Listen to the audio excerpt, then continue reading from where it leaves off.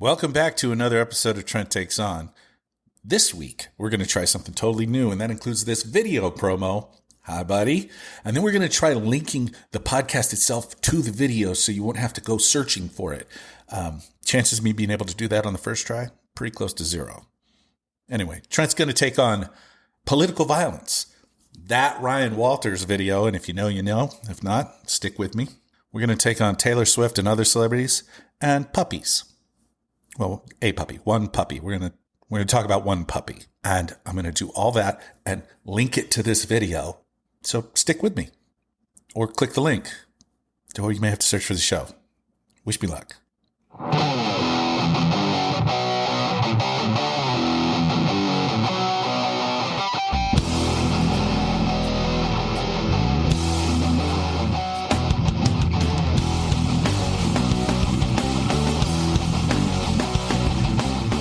You know, I try to be a lighthearted fellow. I think that's good. I think it's good for all of us to just be lighthearted.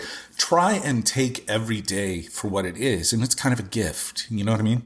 You're living, you're breathing, you have the ability to do things, you have the ability to talk to other people, and you have the ability to make a difference in this world. And sometimes that's all you've got. Sometimes that's the only way I can fight through the anxiety of every passing day is to be good and do the best I can and to say it's all going to be, well, mostly okay. It's going to be okay. That's what this pod's about. It's about leaving a message for my kids. It's about talking to people out there who have a like mind, who want to be positive and want to be uplifting. People who are quote unquote woke, which is a good thing. I don't know how it became a pejorative. The right is really weird to me. Why do you have to hate everybody? Just because? This episode of Trent Takes On had a very special, a video promo that I did at the beginning, in theory, assuming that I got it to work. I don't know. I'm just kind of winging it. I'm going to talk about political violence today and another Trump assassination plot. You can't call it an attempt if they never get the shot off, right? It's just a plot. And boy, did the right jump as hard as possible into the, the rhetoric of the left is so damaging. It's going to get Trump killed. La, la, la, la, la, la, la. Okay, so I have a few responses to that. Number one, I listened to a Trump rally. It's kind of a highlights package where he referred to Harris and Biden and Harris and Biden and Walz as, it was fascists, Marxists, communists, several other buzzwords that we've been conditioned over the last 40, 50, 60, 70 years to associate with evil, forces of evil in the world. He's actually said that the left is evil repeatedly. He's really, anyway, the rhetoric from Donald Trump has always been highly charged, highly questionable, racist, misogynist, you name it. I mean, this guy, he's bigoted. He doesn't like much. For instance, he sent out a truth on Truth Social where no one is, but we still watch it. It's like the world's worst aquarium. He sent out this truth saying, "I hate Taylor Swift" with 3 exclamation points. He obviously was really triggered by the fact that Taylor Swift has come out and endorsed Harris and Walz. She hasn't even said, hey, everybody, go ahead and get out there, register to vote, and then vote Democrat. She didn't even say the last part. She just said, go out there and register to vote. Do your research, register to vote, and make your voice heard. That's just a get out the vote message. And only people who really know that their ideas are toxic would be really upset that a get out the vote message is going to hit millions and millions of Gen Z and younger voters, like the very youngest voting group, 18 to 20, I think it's 24. I don't remember how they break it down. But young voters are going to get this message from Taylor Swift, who is an important celebrity to them. Billie Eilish came out, same thing. Go ahead and register to vote. She also mentioned that, that she's supporting Harris Walz. Matthew Lillard, the guy that does Shaggy in Scooby-Doo. Anyway, I like Matthew Lillard. I always have. So I threw him in with these other two just because it's fun. But you'll notice that a lot of celebrities have always been a part of get out the vote campaigns. When I was a kid in the 80s and 90s, there was a huge get out the vote campaign for young people called Rock the Vote. It was MTV was really into this. It was a bunch of bands that got together and really were like doing promos saying, hey, get out there, register to vote, and make your voice heard. They weren't actually you might hear somebody walking around upstairs right now. I've got the wife upstairs making noise. She also bought this clock that's right next to me that you may be able to hear ticking. And if you can, just know that that's an old school analog clock. And I'm not sure how I feel about it. It's a little disconcerting. It's like I'm living on an episode of 24. Anyway, political violence. I got off on a tangent about celebrities. I got ahead of myself. Celebrities are out there telling you to go make your voice heard.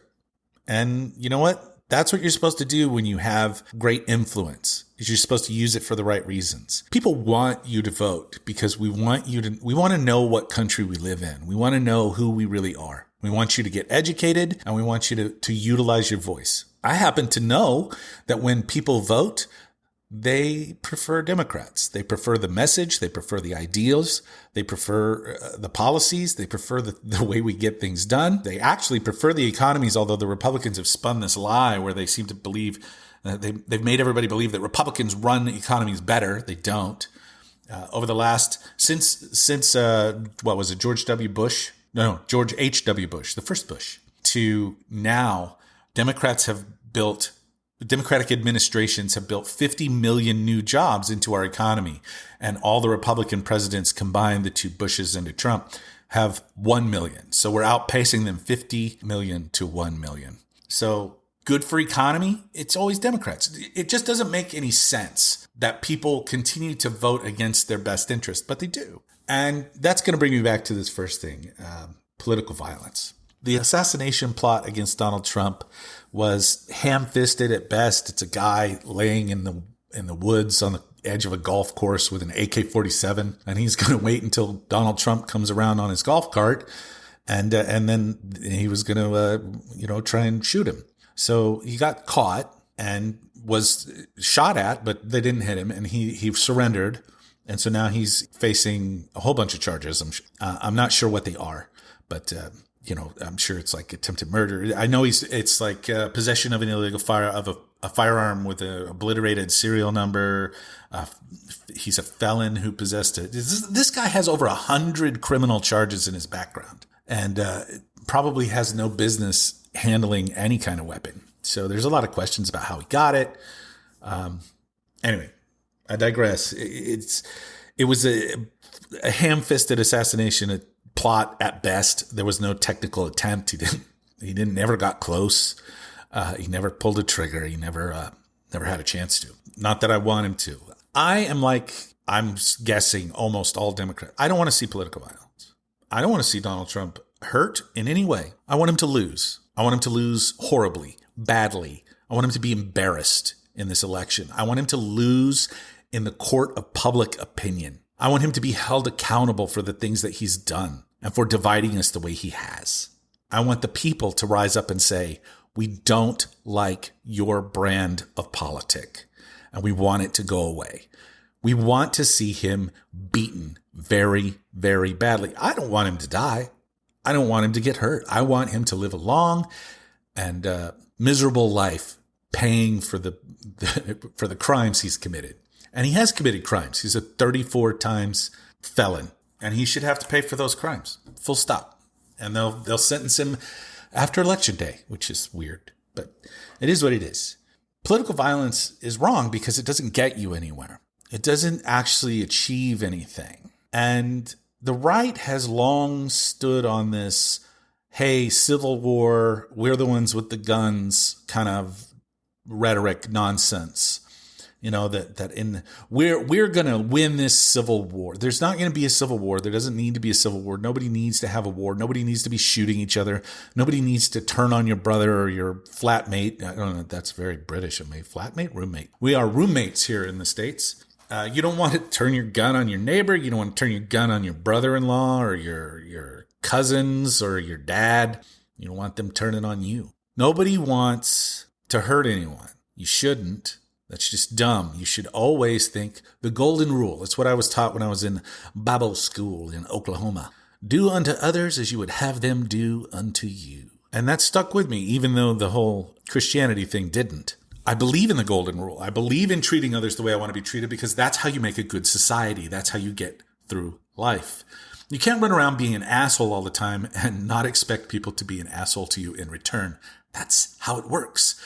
And political violence is wrong. It's been wrong. It's always been wrong. We've always argued about it being wrong. The Democrats have always argued about it being wrong. The Republicans seem to think it's okay as long as it's not happening to them. And here's why I want to talk about this. From from school board elections to city councils to the way people talk to each other in the streets, the cult of Trumpism has allowed people who don't mind political violence to be emboldened, to stand up and be more aggressive, to be more threatening. And it's always that. It's always this threat hanging over our heads. There's this, I believe it's called stochastic terrorism, where we live in a constant state of fear because the right is threatening always to grab their guns and overthrow a legitimate liberal government. And that's a problem. That's a real problem. This is not like the actual Civil War of the United States, 1861 to 1865, where we were slave states and free states fighting against each other for the future of the nation. No. This would be people literally in the same neighborhood on opposite sides. And it's wild because we're really not that far apart, except one side decides that they get to flex their minority power over everyone and their minority beliefs over everyone, and the other doesn't think that that's okay. We don't think that's okay. Now, in certain places in this country, it's gotten kind of out of control. And I'm going to go ahead and talk about my home state of Oklahoma and a guy named Ryan Walters.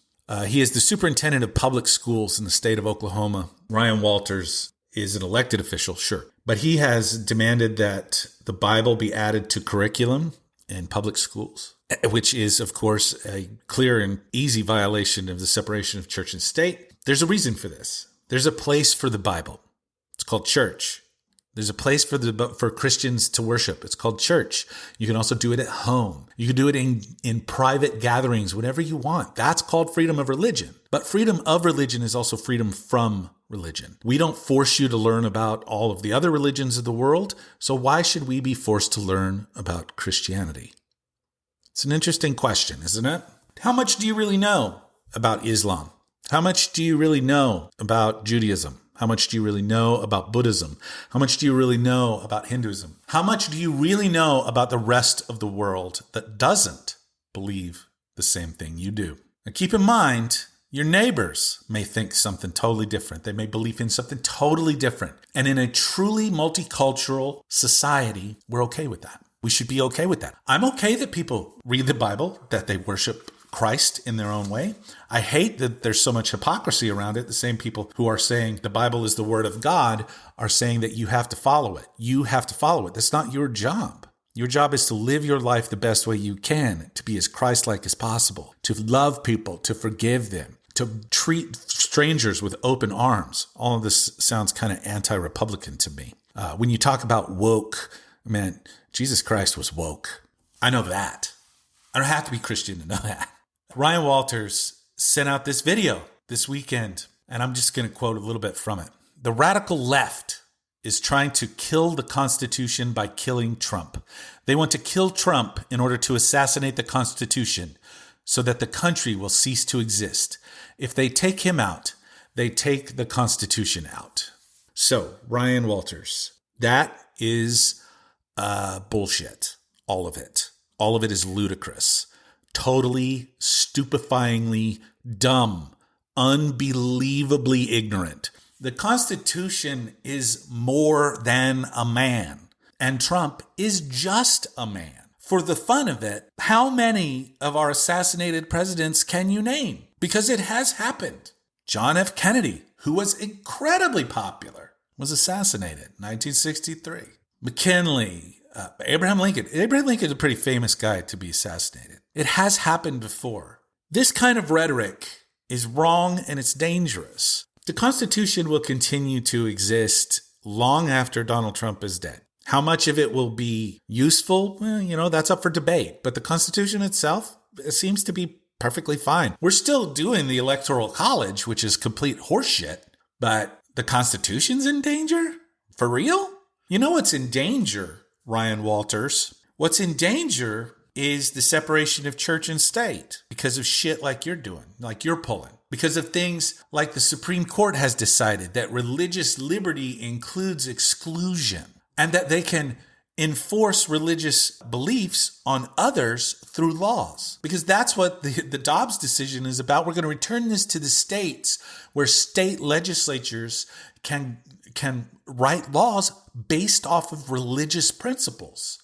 I always bring up this example of, from what I understand about Judaism, the most important thing in the Jewish family is the mother. No harm can come to the mother, no matter what. People are writing these anti-abortion laws who, A, don't have any experience with birth because they're all men, and B, they're not scientists, they're not doctors, they don't understand the process, and they throw around all of these, no exceptions. There's no exceptions. No exceptions for the life of the mother. There's no exceptions for rape and incest. There's no thought put into them that it could be affecting someone in a way that they don't intend. If you ask one of these lawmakers how many dangers there are in ectopic pregnancies, they have no idea. They have no idea what a miscarriage is. They don't understand how women's bodies work. We don't teach enough about how women's bodies work, and we don't learn enough about how women's bodies work to be writing laws like this.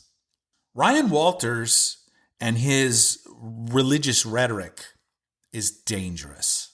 And this nonsense about assassinating the Constitution. Look, I understand stream of consciousness. I do it too. I sit here in front of this microphone and I go for it. Man, I have a list of topics that I want to talk about and I rattle it off. Top speed, and I stopped editing, so you get a lot more unfiltered stuff. But what he's doing here, I don't know what drugs he's on or how much he's drinking when he's sitting in his car saying this stuff, but I hope he's intoxicated. Because if you're sober saying this stuff, that means you either A, truly believe it, or B, you're a cynic and you know how it's going to affect people. And that's even worse. So, to all those people who are super jazzed about political violence, remember the cost of it all. We lose our humanity when we stop treating others the way we want to be treated. And you don't want to be shot. You don't want to be imprisoned for your beliefs. You want to be free. You want to be comfortable. You want to be healthy. You want to be happy. You want to be in a society that accepts you. All of us do.